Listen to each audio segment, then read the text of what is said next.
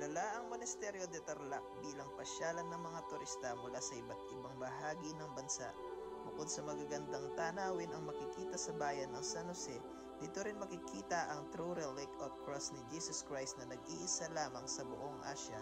Ang Monasterio de Tarlac ay tinatag noong 2003 bilang isang ermitaños para sa 5 monghe mula sa Prior of the Servants of the Risen Christ.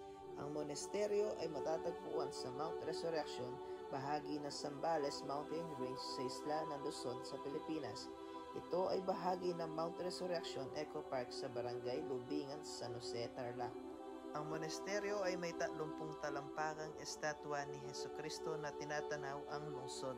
Naglalaman ito ng relic na pinaniniwalaang fragment ng True Cross of Jesus.